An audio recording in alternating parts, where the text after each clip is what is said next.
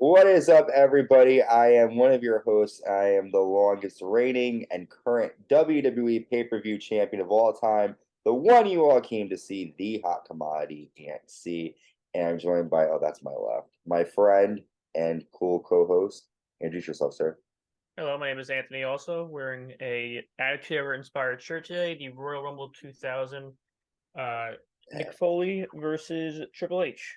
But what I like about this shirt though too is that like if you're like high or like on shrooms, like you're totally gonna be like ooh because Yeah, I like never really it noticed it has before. like a really cool Yeah, like out like it's so cool. I like it. it really Respect. is. I mean that match right there, Couch Shack and Triple H. I mean, fucking phenomenal storytelling, and that was a good pay per view. Who won the Rumble in your eyes? I wanted it to be Kane that year, but I know the Rock's feet touched, and then they did the whole thing over again. But I guess the Rock won. I know the Big Show was, whatever. Big Show can. You know, I will say when we get to 99, he's doing some cool shit, Big Show, when he comes in. But Then he in gets sent back down to OVW later on. yeah, and then yeah, yeah. Poor Big Show. I remember a really fun story before we cover Raw. I was telling one of my coworkers back in like 2015. They were, and I'm looking back at it now, and I'm laughing at myself for this comment. One of my coworkers like, "Oh, who's a good challenger for the Undertaker at WrestleMania?" And this is back in like 2015. I'm like, "Oh, I'd say the Big Show." Like, why? Just why not? I mean, at that point, that's what I was. They were a good tag team together. And Like, that's what I was yeah, why going not? back to. I'm like, if they harken back to like their years of like, oh, we were the unholy alliance, and then Yeah, sure. like what? I was like, Vince McMahon, do it. Why not? Doesn't matter. Well, you are checking out the Attitude Years podcast, and thank you for introducing the fact that you're wearing your shirt. Definitely check us out on YouTube so you can see us live and in person. If not, you can still hear us too on Spotify, Apple Podcasts, Amazon Music, and wherever podcasts are available. But check us out live too, so you can see Answer a Rumble t-shirt. It's not a t-shirt; it's a sweatshirt, which I appreciate too. I'm not really a t-shirt guy. I'm more of No, it like, actually is a T-shirt. I'm wearing Under Armour underneath. respect. Well, see, I like long. I'm a sweater person. Hiding the fat, the extra rolls, which I Ah, will good. get back to my goal weight, guys. I'm going to get back there.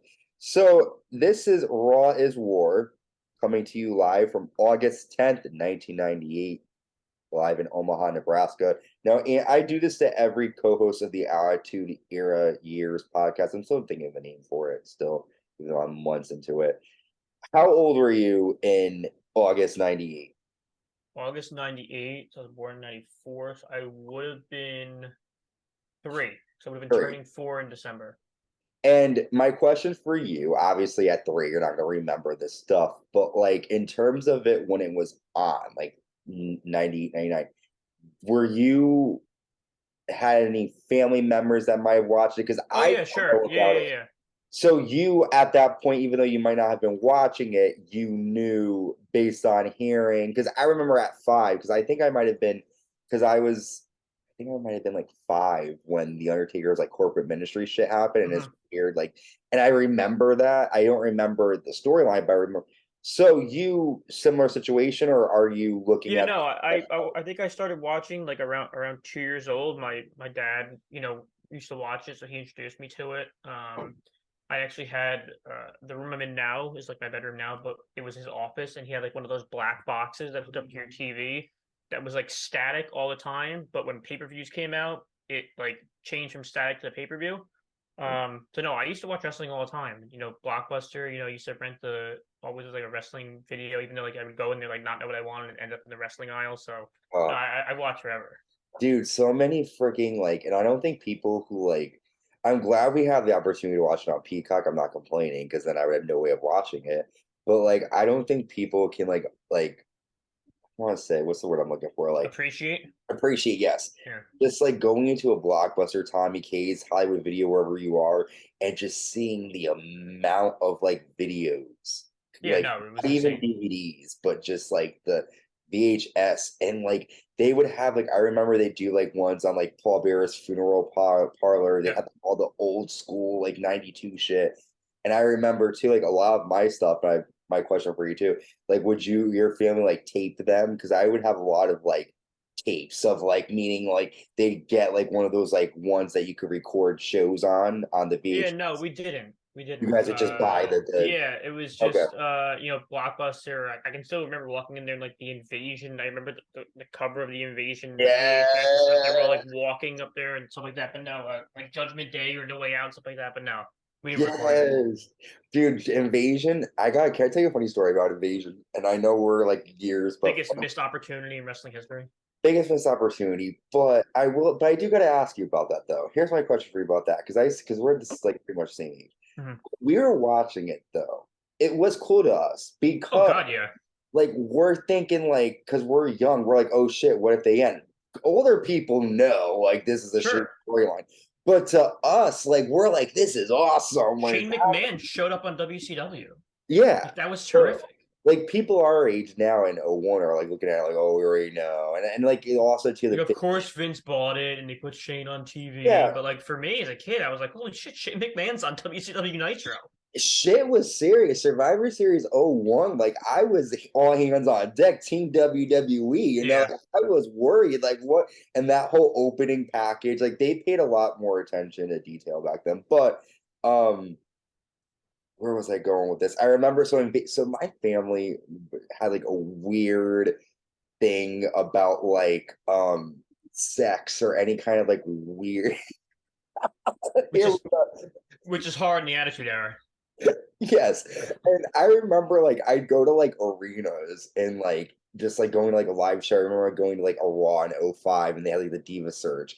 And I remember it was like they were doing like a just like a pillow fight kind of thing. And my dad would like he'd take me out and we'd go into the lobby and like Oh God. we'd wait until they would leave, then we'd come back. And even when it came to on TV, once the women would come out, like they changed the channel. And like if it was like a tape that was recorded, like I remember WrestleMania 15, there's a tag match. They literally got rid of the match because Deborah's walking out and like her like I'm like You had a parental V chip. it was like they were very like so I remember Invasion came out, and you know the match, the tag team Ron Panties match. Yeah. I'm 7 at the time, and I remember Shucky Ducky Quack Quack. Like I was really like I was really into Trish and Stacy, and like Lita I'm into now, but like back in the day, Trish was mine, and Stacy was Tori was hot too, but like Trish and Stacy. So when the pay-per-view obviously happens, we buy it.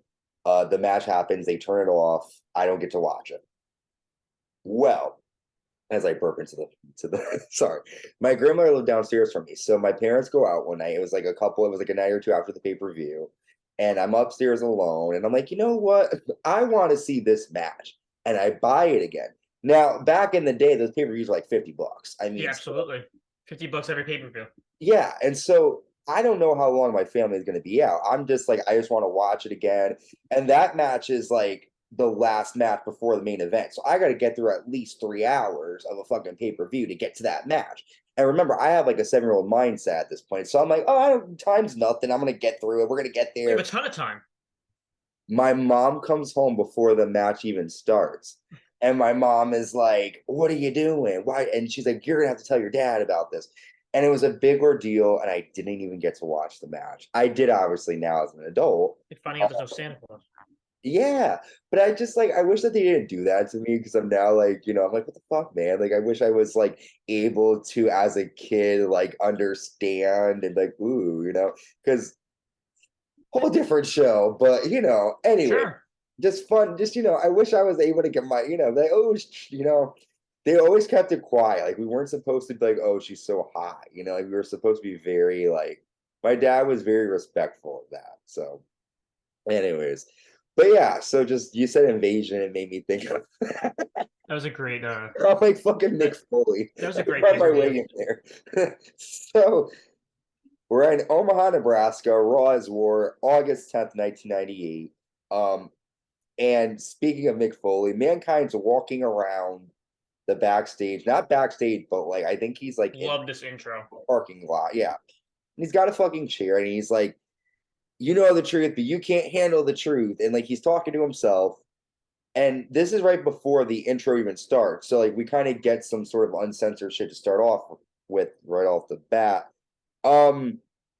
Now in this particular situation, Mankind's going to be teaming with Kane later on in a fatal four-way tag match. And the whole situation here is that they think Undertaker and Kane are in some kind of cahoots, a conspiracy, and Mankind doesn't know who to believe. So, what were your thoughts? You just said that you found it a great opening. What are your thoughts on starting? Because it's at this point that we're starting to see more of these crazy stuff happen. What were your takes on seeing Mankind with a chair? Yeah, so when you asked me to do this Attitude Era thing, I was thrilled because I got to go back and watch some of the Attitude Era stuff. I haven't watched that in so long. So my first thing, the first opening is like Mankind being Mankind. Like this is why, Mick Foley is such a treasure. That dude is awesome. Like character wise, Mankind is his best character. The dude was so into it. He used to pull his hair out and squeal and all this stuff. He was so cool as Mankind. I always loved Foley as Cactus Jack because that's when like he went to his extreme. But Mankind was his best character. So when he's running around, I want the truth, all this stuff. It was so cool. And then, it briefly, like, it just shifts, like, the highlights from Sunday Night Heat. Like, that's what it went to. I was like, holy shit, Sunday Night Heat. Like, like, that, like, jogged my memory. Yeah. And, they're talking about Kane and all this stuff. And I remember when Kane was with Paul Bearer and Mankind was with Paul Bearer and all that stuff. And they showed it the Heat promo when Undertaker was under the Kane mask, and I was like, I remember this. And then I remember like the action figure that came out a few years ago, where it was Undertaker figure in a Kane box, and the mask came off. Like that was cool. Yeah.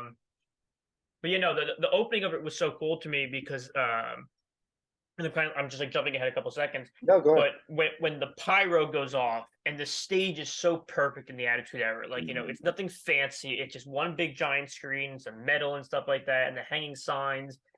And the thing that I noticed the most was the signs. There are signs everywhere in the crowd. There's signs everywhere. So just the beginning of it is so cool. Mankind's doing his thing. It's this creepy, whatever the hell he's supposed to be. I don't really know. It's just like some crazy guy. Some crazy guy with a tie and a suit and whatever he is. He's trying to like be like with fucking Mankind. I'm sorry, with Mr. McMahon's like version of what a WWE champion should be. I think he's trying to like, because I always wondered that too. I was like, why is he wearing the suit and tie? Yeah. And then, like, going back, I remember, like, he was trying to get under Vince's good side. And so, like, I think he thinks that by wearing that, Vince is like, ooh. This is an incredible name. Yeah. Mankind. Like, it's a great name. Speaking of, I do like to say this. I'm glad that you pointed out, like, the whole, like, fan experience thing. Because I remember a couple of years ago when I went to Raw in, like, 2014. That's, like, over 10 years ago. I wasn't a real big Daniel Bryan fan. Just because, like, I didn't see any of his indie stuff or any of his, like, Ring of Honor. Like, I only saw his stuff in WWE. And at the time when he came out, I was in high school, so I wasn't really watching a lot of it. So what I was watching with my ex-girlfriend at the time. And we weren't really, like, we'd watched it, but wasn't really into it. But I wasn't really a big Daniel Bryan fan, but everybody else was. And I remember we went to a show, and we were booing Daniel, and it was like as if we were public enemy number one. All the fans looked at us. It was really bad at that time. I remember, like, I wouldn't go because it was that bad. And I'm thinking back to those days, and I remember, like, everybody was so chill. It was like a community back in, like, those earlier days. Like, I remember, like, people, like, there's some fans now, like, now it's gotten better. Like, every time I go to a show, I'm able to talk to somebody. But, like, in like 2014, like, good luck if you had a different opinion. But I just remember in, like, those earlier years going to shows like 2000 and even like 2002, like, everyone was in it together. It was more of like a fun root for who you want for, like, fun experience. So yeah, definitely back in those days, like, it was more fun for everybody, I think. But yeah, definitely. Yeah. It was more of like a community, definitely back then. Fucking awesome shit, man. So yeah, so let me come out here. So can I throw it to you here? I mean, I'm gonna throw it to you quick because let me explain to these guys here and gals listening. I fucked up. I don't have my notes for this episode. So Ant's like pretty much gonna be the host here. And I'm just gonna throw it to you just so that you could give us the promo if you can deliver, like, pretty much like what happened here. Yeah, sure. So Vince comes out and actually no, we have Mankind and Paul Bearer out there, and they're talking whatever, and you know, they're out there, and Vince gets called out by Mankind. He's like, you know, I want to talk and all this stuff. I want you to tell me the truth. And Vince comes out in what I call Vince's classic gray suit. Anyone that ever had a Vince action figure as a kid, he was in his gray suit. It was like the perfect suit on him. And then he calls out Kane. You know, he's like, Vince is like convinced that Kane and Undertaker are the exact same person. He doesn't believe there's two different people. And the greatest thing ever happens. Kane's pyro hits, and that is the most iconic pyro ever. It's Oh my god! And it was loud back in the day. It was loud. It was like it was loud. It was, you know, it was wow. And so Kane and Paul Bearer are walking down there, and I got to give McMahon credit. He does not look scared of one bit. He is Vince. He's in the ring. He looks good. He's like, this is my pyro, bitch. Yeah, and you know what? Kane's mask is just there's no expression on it, but it's scary as hell. That mask. It's just like, you know, it looks metal. It looks just like scary. And Vince is just standing there, just taking it or whatever. So, you know, Paul Bearer is talking about, you know, you're disrespecting, you know, me, you're disrespecting Kane, all this stuff, and Vince goes to like take off Kane's mask, and the lights go out. And this is where Jim Ross is so valuable for WWE at that point, WWF. He's talking like he can see everything. He's like, we can't see everything, and he's describing stuff, and like, which is why like it's so sad to hear him now, because he can't call moves, he can't call people the right name. Like, they had to change Jungle Boy's name to Jack Perry because of him. Like, this was Jim Ross. Like, it was amazing. So like then the Undertaker comes out, and like you notice that like it's obviously not Kane, the Undertaker, like it's two different people. But it was amazing. You know, you get to see like this promo work of like clearly this wasn't as scripted as it is today. You know, like it was like this unscripted format where like Vince gets to talk, and then Kane doesn't have to talk because he has a talker for him. And then Taker comes out and just like beats the shit out of Mankind, and Kane just like walks away, like you don't know where Kane went. He was gone. The Bearer like helps. Bearer helps Mankind a little bit, like walks him out. But you see like the tension between Mankind and Kane, because Mankind's like, you know, I just got the shit beat out of me. Where did Kane go? And that's obviously, you know, our tag team main event, you know, with Kane and Mankind, so he doesn't have to get trusted later on. Well, yeah, and you have like, you know, Vince doesn't even know at this point if Undertaker and Kane are working together, and Mankind's looking at Vince for answers. Vince doesn't know anything. Mankind's like, fuck, you know, Paul Bearer isn't gonna tell him stuff. I'd be scared too. Mankind always gets the shit end of the stick, though, it seems. Always. Poor Mankind. We're gonna take our first break, but before we do, we could quickly talk about this match because I doubt it's gonna give us. I mean, we might go over a bit, but if we do, we'll cover it in our next Sure. bit. So we have a women's match. We have Jacqueline with Marvelous Marc Mero taking on Luna Vachon with the Oddities with her. And Sable is at ringside to do, was she like ring announcer or like timekeeper? Something weird. Odd. And pretty much Sable trips Jacqueline, allowing Luna to nail a flying splash. I just got done. I've seen it when it aired, The Dark Side of the Ring of Luna, when it came out, but I rewatched it. Luna's the bomb. And she, you know, again, like this is her actually having a real match with another woman who could have a real match. It didn't last long.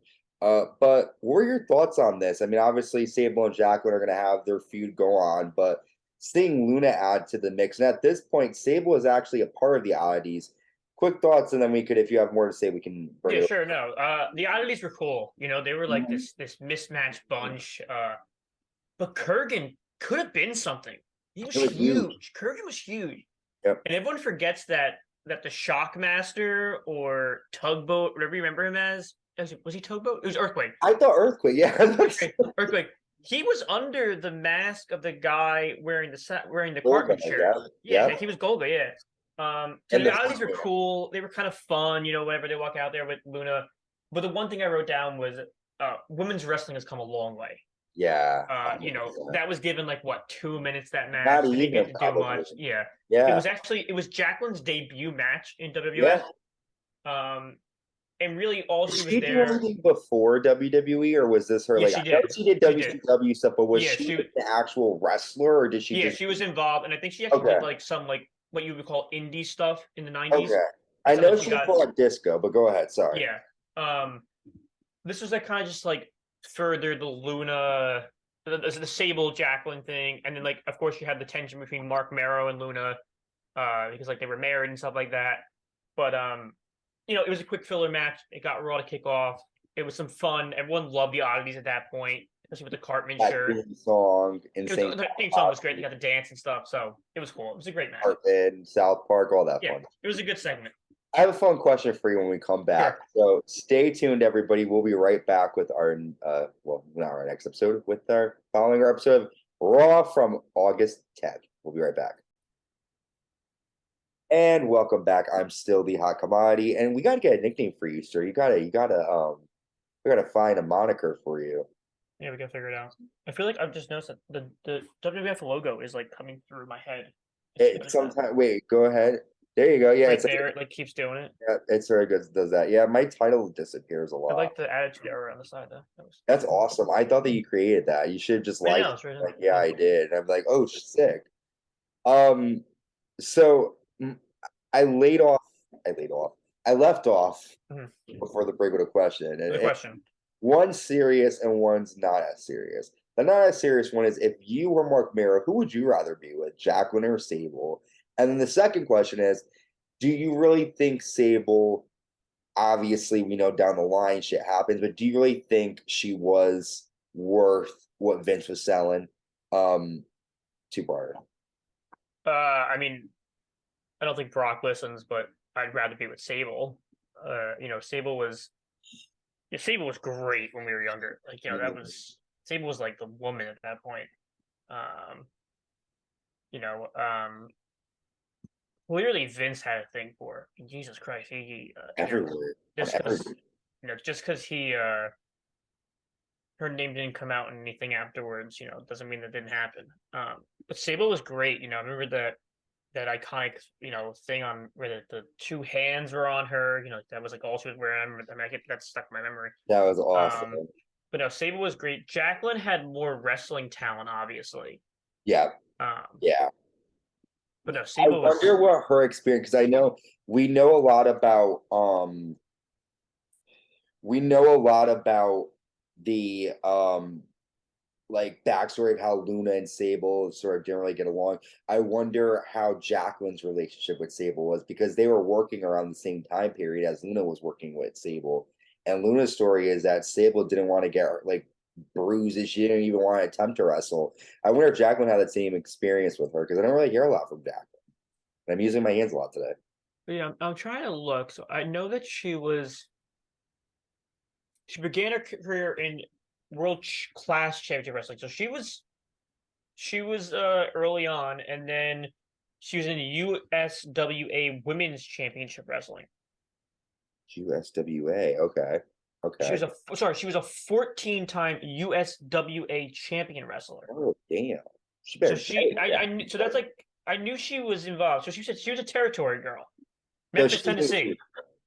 They should have just like, I don't know. I mean, but at that time, I don't think fans would really care though. In that time, to see it, like they'd be bored. Because I mean, I watched some WCW stuff of like Akira Hokuto and Medusa and all those like women, and like I enjoy it, but I don't think the fans at that time really respected it or took it seriously. No, she's a Hall of Famer.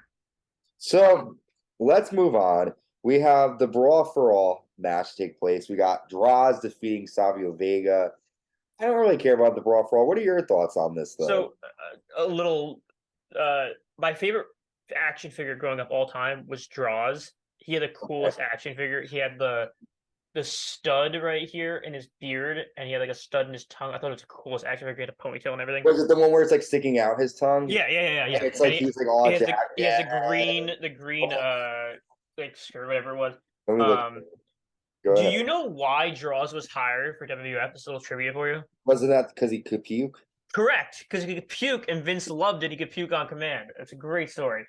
I was on what's that? What is it? Beyond the Mat? Yeah. That's really cool. Check that out. WCW was supposed to be on Beyond the Mat, and then they refused it once they found out what it was. Yes. Yeah, Brawl for All was okay. You're giving me the. Wait, is this the one? Wait. Yeah. Yes, that's exactly what it was. That's exactly what it was. Yep, I still have it. You It came you with a tire. you have to one day. I want to do an episode if you can. This is happening, folks. Breaking news.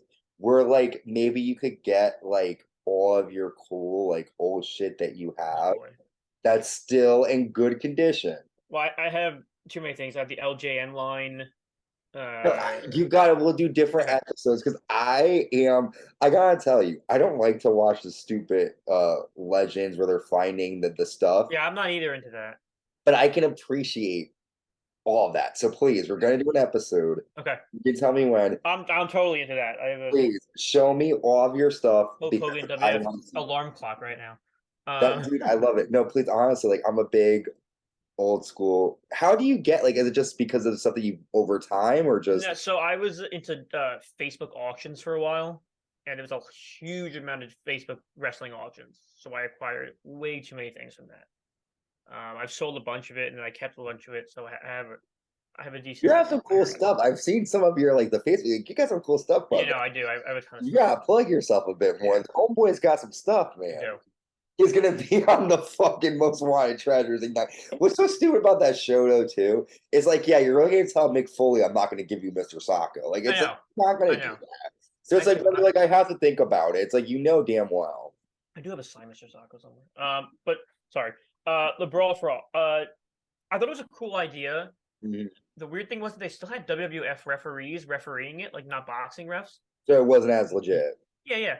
But it always seemed like the guy you didn't think was gonna win won. Like I thought for sure Savio Vega would have beat Droz. Mm. Um, it's also Soccer weird. had a cool toy too. Yeah, it It's was also- weird calling him, having them call him Darren Drozdov. I don't remember them ever calling him that. Yeah, that was a Um, weird beginning. and watching the replay of Savio Vega defeated that guy Brackus, who they called like the German Superman. That guy was huge, and He was Vega big. literally knocked him out. And I think Droz knocked out Hawk, like broke his nose or something. But it wasn't really just a boxing match. It was like an MMA boxing mix, which I don't remember. I always remembered it just being a boxing match. But overall, the fans seemed really into it. Actually, I was surprised. The fans were Yeah. actually really into it. But it was something different. They tried something different. It seemed to work in that match. Not so much in the later match, but in this match, it worked. I mean, two different, two guys. I mean, and the story, again, is that these guys are supposed to get a big push, whoever wins. Yeah. We know obviously Vince Russo did it because Bradshaw, made a comment. And so I gotta tell you, the dark side of the ring where Jim Cornette they're talking about the Brawl for All. And let me tell you, man, he is going off. And I love it. You piece of shit. I'm like, oh, damn. Jim Cornette once said that he will make sure he lives long enough to piss on Vince Russo's grave. And I believe him with every I ounce love of my it. being. And I love how they're doing like the shoots of him, and it's like him like getting ready to grapple. It's like him all mad, and it's like him going, "You're a piece of shit." Like that's great.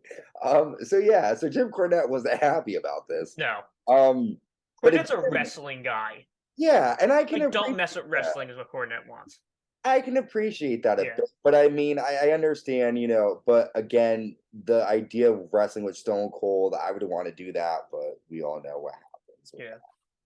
So throughout the night, we see DX arrive separately, and Michael Cole comes up to China backstage, and he's like, "Well, what's going on? What do you have? What are words you have for us?" She's like, "We have 2 words: suck it." Suck She it. pushes him in the BMW convertible.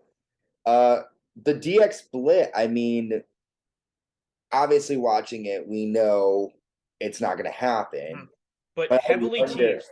Yeah, heavily teased, and I really wonder like what caused that. I know, and we'll talk about this later in December. We'll get another tease with the Outlaws looking as if they're going to join a different group. But what do you think? I mean, we know DX is not going to split, but I mean, what do you think? Are you nervous? Yeah, I mean, this, like I said, this is the first one I watched, the Attitude Yeah. Era, and it was, it was one of those things. You know what it reminded me of is that Eminem and D12 song "My Band." It was like, you know what I mean? No, the name. Yeah, it was like they were all very envious of like Triple H, like the praise he was getting, and like they were all just like angry at him. But like them showing up individually and not as a group, and not one of them wearing DX attire was a really good way to do it. Because you were kind of like, this could be the end of DX at this point. Like, this could be ending. And, like, Triple H with China, and, like, obviously they were going to arrive together. X-Pac arrived by himself, and the Outlaws arrived by themselves. I thought it was a really good way to set it up. Yeah, I mean, and again, like even though we do know that they're not, you did make a good point that there's little like things that they do with them not wearing the shirts and stuff, little hints that even though you're watching, they're not gonna split up. Maybe they might, you don't know.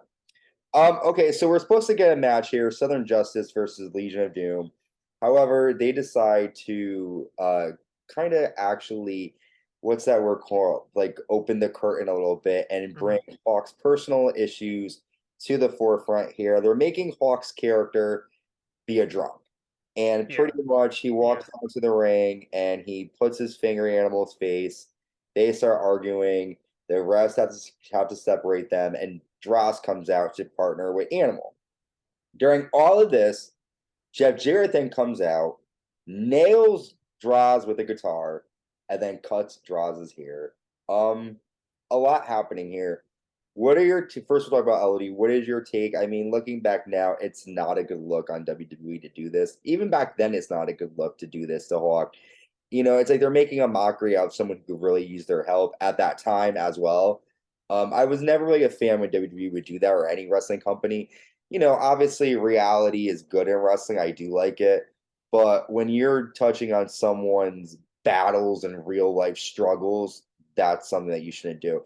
What is your take on this LOD situation where Hawk is drunk and Animal can rely on him? Yeah, It's kind of true. The first thing that I noticed was the Legion of Doom theme is so cool. Like that was that Rush theme was just so cool.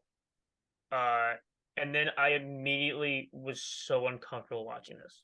And I've spoken about this before in this podcast. I'm sober about 3.5 years, a little bit over than that. Over that, I was so uncomfortable watching this.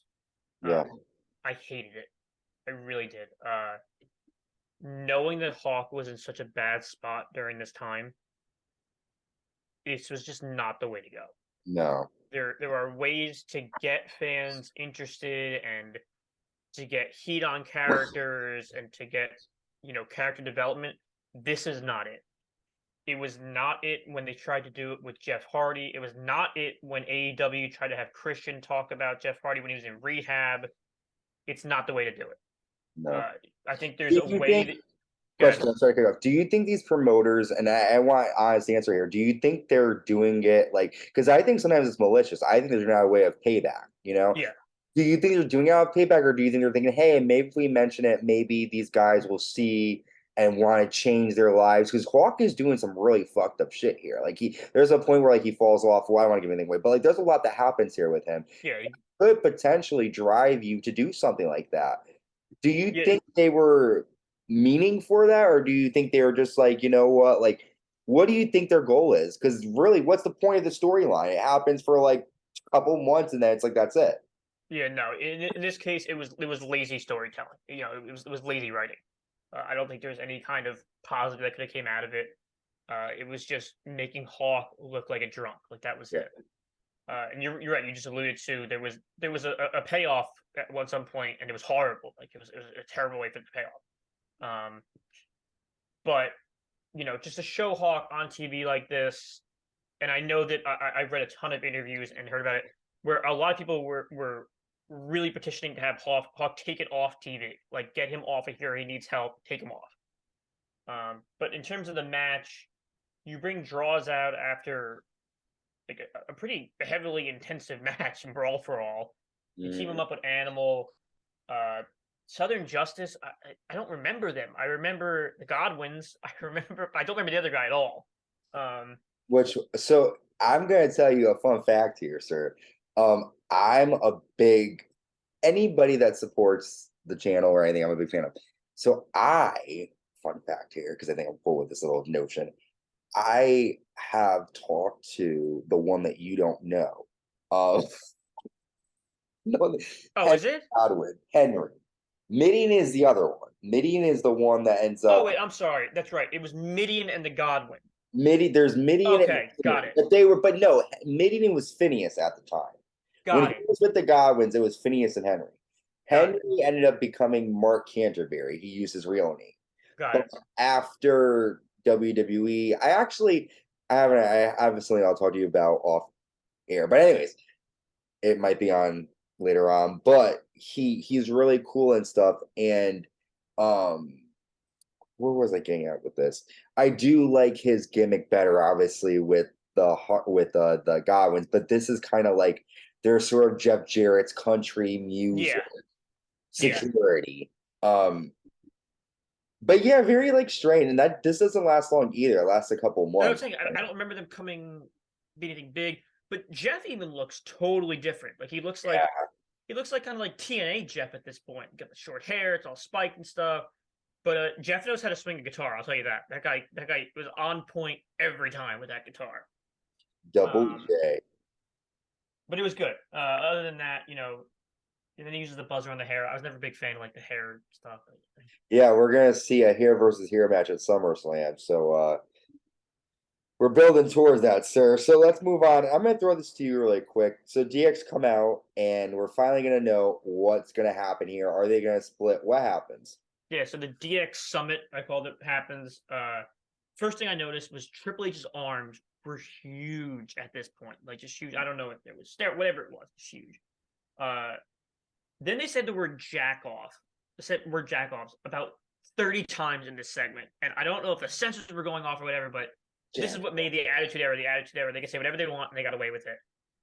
He was calling the Road Dogg a jack off, and then he was calling X-Pac a jack off. He just kept going back and forth. But the crowd loved it. Anything DX ever did, the crowd loved. It was just, they could do no wrong. These guys, it was amazing. X-Pac first says, Triple H is, taking up too much of the popularity, and then then it turns to the Outlaws, and Billy Gunn always seemed like a little bit out of place to me. I don't know. He seemed like too good of a guy, like a goody two shoes type of guy, but then he kind of fit in. I don't know. And then, Triple H says, it's time for the DX split, and they go to show their asses, and then, China kind of like steps in and is like, hey, don't you guys think that we're tired of seeing your asses? And then she shows her ass. Like, it was cool. It was it was typical DX. There's no split. But Just hey, China's ass. crowd went wild. Yeah, she looked good actually. Yeah, of course. Listen, I'm not hating on China. This is when China is becoming more, more oriental. No I'm kidding. China was, she was very important to DX. She doesn't get the credit she needs, and she got it. She got it recently. More recently, in recent years, she got more of the attention that she deserved in DX. But overall, it was a quick segment. It was a good segment. It showed exactly what the Attitude Era was. It was a lot of immature jokes and stuff like that, and it showed that DX could do no wrong. So they did well. I respect to China, man. I watched a couple of years ago. I'm sure you've seen it, the Device. They did a yes. That was just. I love her, and I'm a big listen. A lot of people hate on Triple H. I'm normally a big Triple H guy, really. Like I don't hate on him. I know, but what he did at China really, no, it was bad. And the fact that's another level. I know where you're going. The fact that X-Pac was there to pick up the pieces. And then, but not only that, but then to then say that the reason why she's not in the Hall of Fame is that one day my daughters might go online and see what she did with her career after WWE. Well, one day your daughters might come online and see you fucking a dead body. I mean, the irony of Triple H saying that. I mean, let's talk. So I mean, and that he said that in 2014, like 2 years before she dies. Yeah. So it's like for him to come when she. I mean, and I get it. You have a come to Jesus moment. I get it, but like. I don't know. It's kind of like China deserves to be in the Hall of Fame on her own. She deserves every accolade. She got shut up. She didn't have a voice. I don't think she should have earned as much as Stone Cold, although you could make a point that she was just as big as Stone Cold in that era in terms of she was going to the movie awards. She was going to this, doing that. She was on TV, on, TV guides, all that crap. God, we got a little bit before we have to take our second break, but we can talk about this here. Godfather comes out to fight Vader, and before the match happens, Bart Gunn comes out and he confronts Jim Ross, and he's like, apologize to me. I knew I was going to knock out your man, Dr. Steve Williams. And Jim Ross is like, I'm not the guy you want to talk to. It's the Godfather. You're going to meet him next week. Yeah, this was weird. Really weird. And we'll It's talk a weird about interaction. Like, I don't know if it was like scripted or whatever, but like Jim Ross seemed to like have no idea why he was yelling at him. Yeah, and I think it was a weird moment where it was behind the curtains because the boys backstage and the writers and all them, they knew that Steve Williams is Jim Ross's boy. That this is but us fans, we don't know. So like when he comes out and he's like, I knocked out your boy, it's like, oh, And well, Steve Williams was supposed to win. he was Like supposed he was an odds-on favorite. He got knocked out. And I love it. I'm sorry, but I love it when that happened. So anyway, so Bart Gunn comes out and says all this to Jim Ross. Godfather offer the hose to Vader. Vader obviously accepts, like any red-blooded American guy would, or girl, whatever, floats your boat. And then after this, Bart Gunn knocks out Vader. He fights with Godfather, and they get pulled apart here. Quick thoughts here. Nothing really happens with Bart Gunn, but I mean, they're still promoting the Brawl here. What do you think? I want to know, how did WWE not capitalize on Vader? The guy was. I heard his suit smelled really, really bad. But the guy was the mastodon in Japan. They used to have smoke coming out of his head, and Stan Hansen knocked his eye out in a match, and he continued it. He's a beast. His match Cactus Jack and Sting. This guy is getting hosed from the Godfather and walking away, and then getting knocked out by Bart Gunn. He gets hit by an inflatable hammer and gets knocked out, and a cobra. Like Vader, his entire reputation went so down when he went back to WWF because there was nothing. He did nothing when he went back there.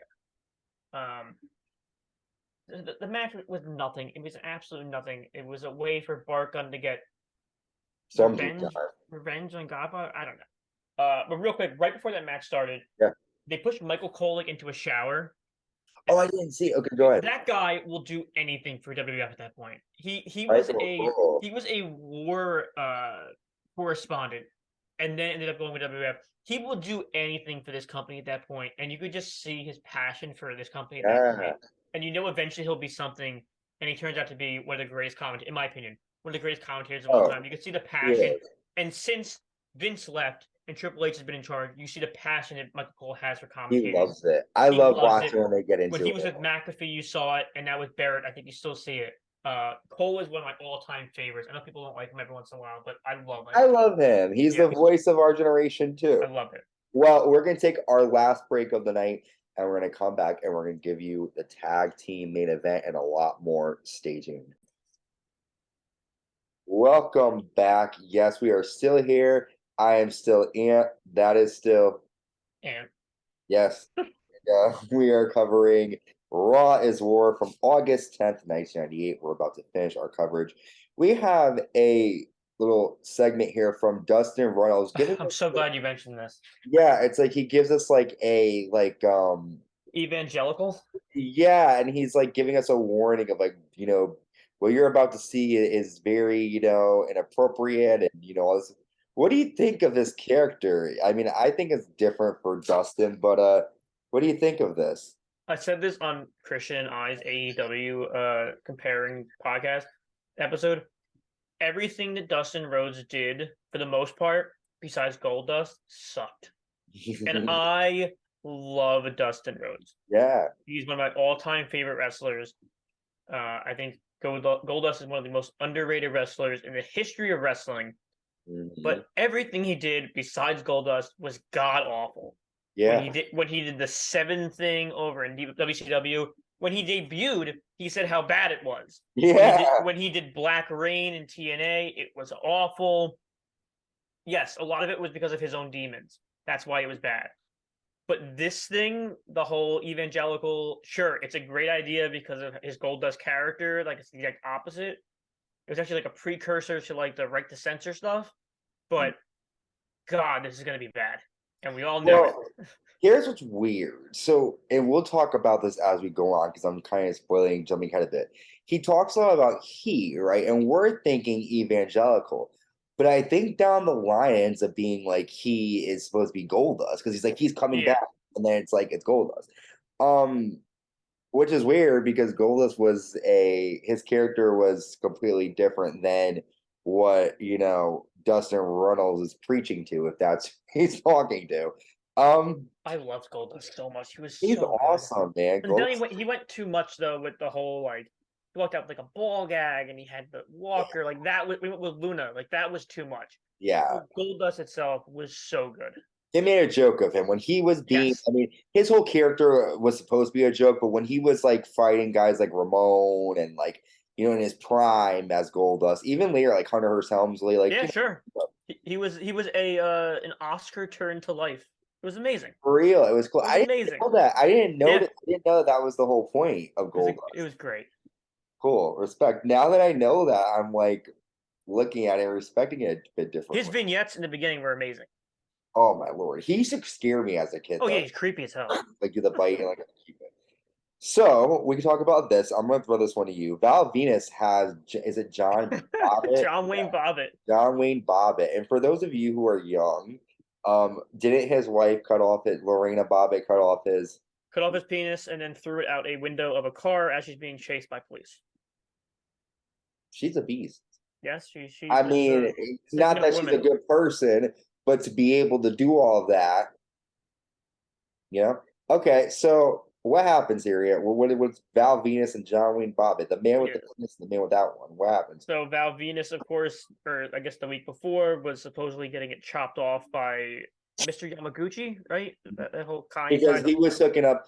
Val Venis was hooking up with Mrs. Yamaguchi's. Yes. Mrs. Yamaguchi-san. So Mrs. Yamaguchi is in the ring with Val Venis and Jon Wayne Bobbit, who I don't think they could have found a worse actress to play Mrs. Yamaguchi. I've never seen acting like that in my life. She was horrendous. She looked like she didn't know what she was supposed to do. She clearly had never seen an episode of Monday Night Raw. She didn't know who Val Venis was. She didn't know who Jon Wayne Bobbit was. This woman was lost.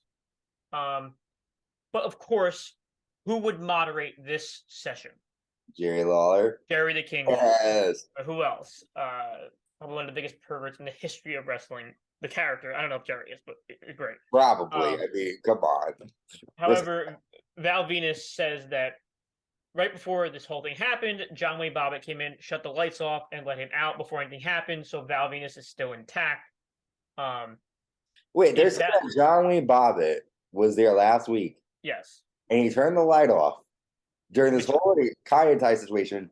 Which allowed Val Venis to leave, and he's still okay. What a kind man. Yes. If I saw anybody with a knife near a penis, I would run for my life. He was willing to risk it all. I'd have like trauma, like PTSD. Like he's like, fuck it, I'm saving. Put it on my cape.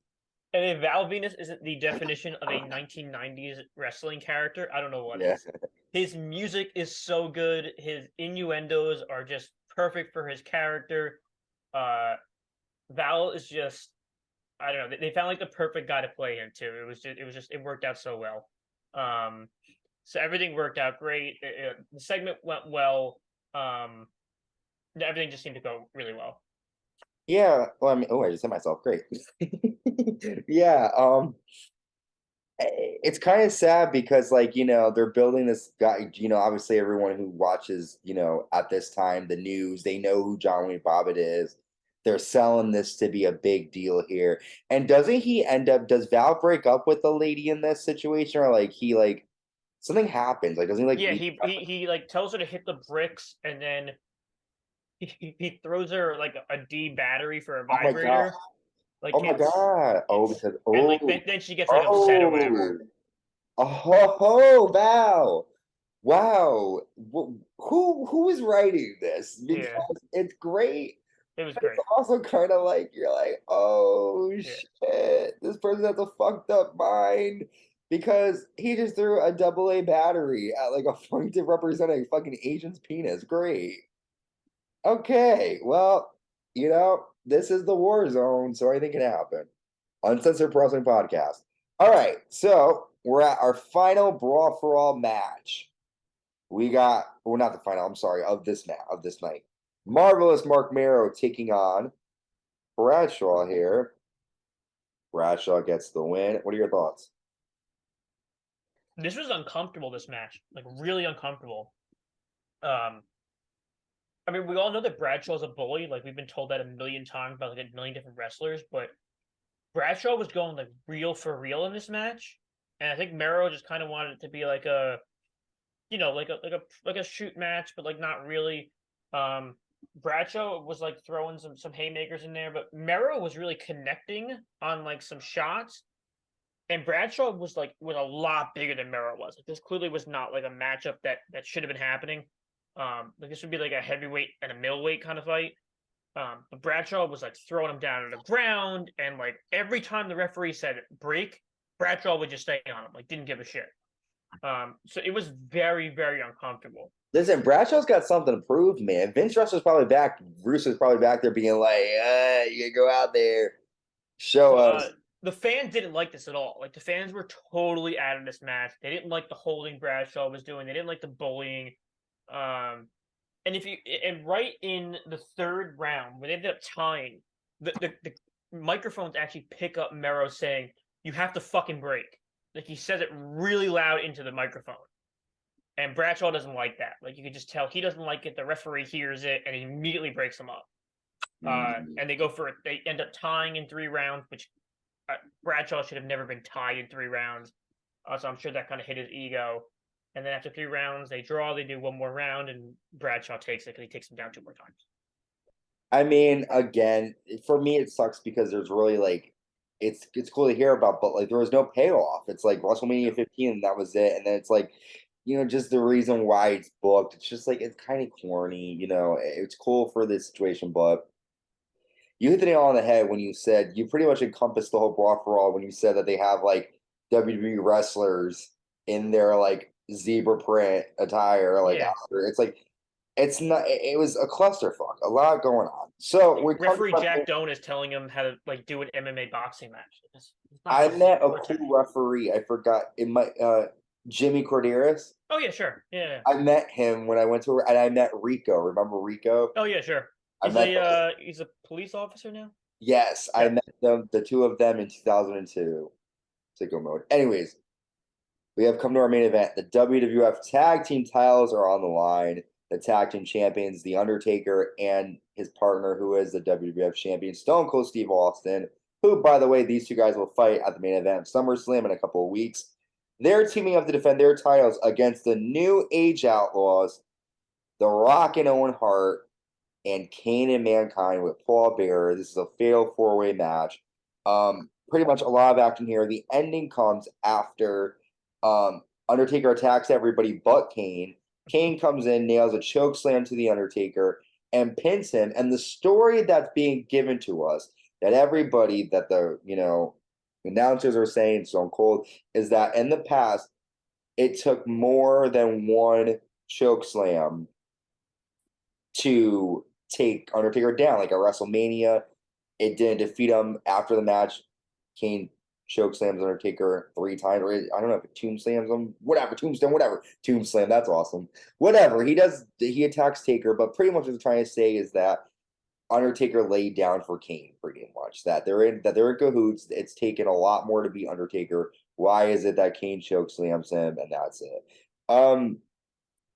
But we have new tag team champions in Kane and Mankind here. What do you think of this whole situation? I mean, do you think that this is reason enough to believe that just because Undertaker got chokeslammed once by Kane, that he's working with them? What do you think? I don't think that necessarily that was the reason why I believe it. It was because Undertaker sat up immediately afterwards and walked around like Afterwards. nothing happened. It was just Yeah. like he got choke slammed, got up, walked around like nothing happened. And Austin was kind of like, the fuck was that? Like, we just lost our belt. We didn't just lose a match, we lost our belts. Mhm. But yeah, he choke slammed him, and it was just like, okay. Yeah. Taker was like, we just lost, whatever. I'll see you, at SummerSlam. Like, that's cool.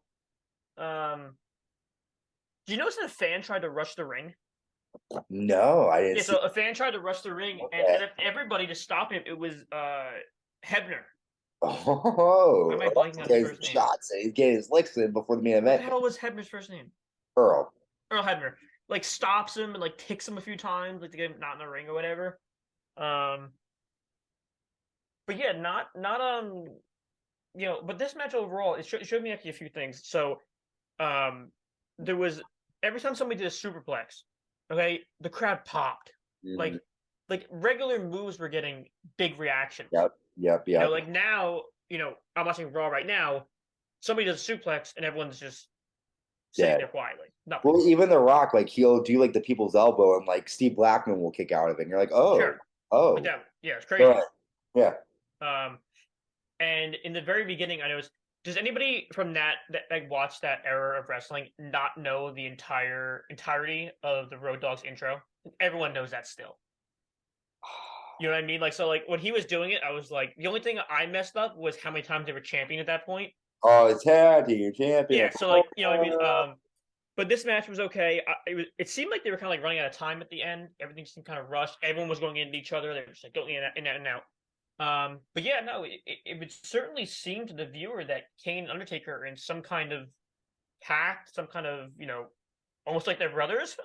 As we all thought as a kid. But yeah, it definitely seemed like something.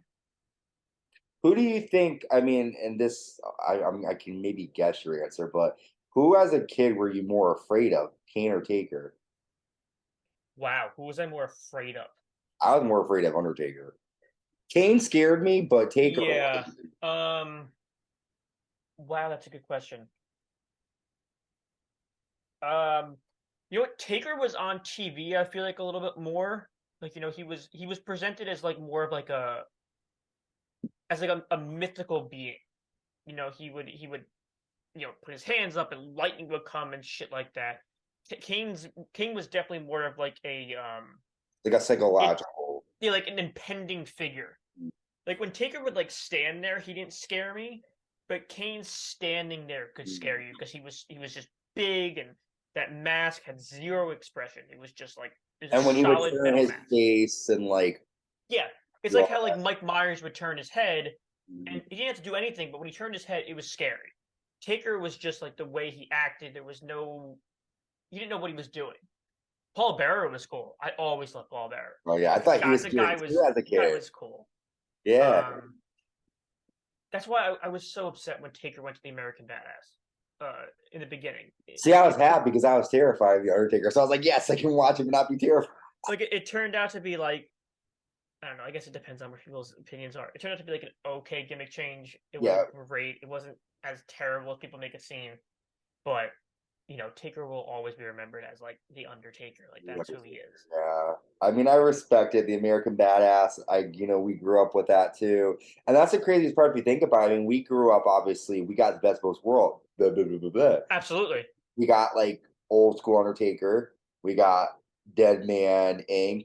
American Badass. We got the sort of 06, 04, 05 return to Undertaker form. So we got a lot. Before we wrap up here, what do you think is going to happen next week? Because this is fun because you don't really necessarily know exactly what's going to happen next week. What do you hope to see happen next week? Like, what do you? So how many weeks are there until SummerSlam? SummerSlam. Let me look it up. Hang on.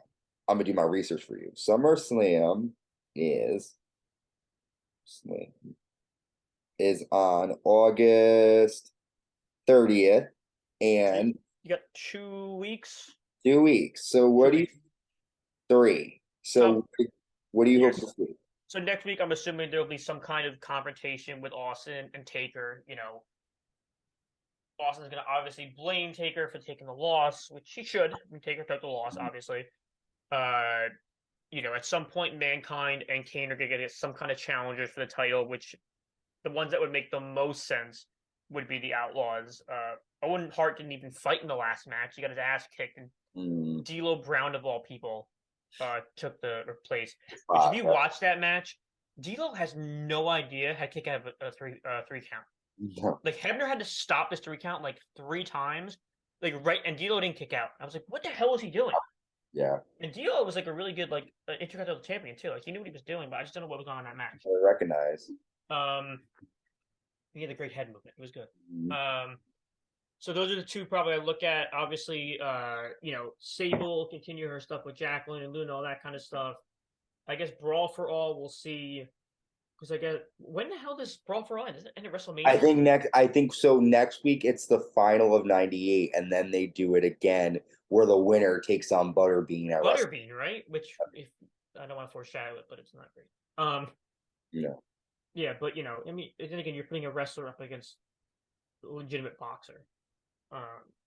So yeah, so if I look back at my notes here, they're not. I mean, Val Venis, I'm sure we'll get back into wrestling. You're gonna have Mankind and Foley. No, I'm sorry, Mankind and Kane.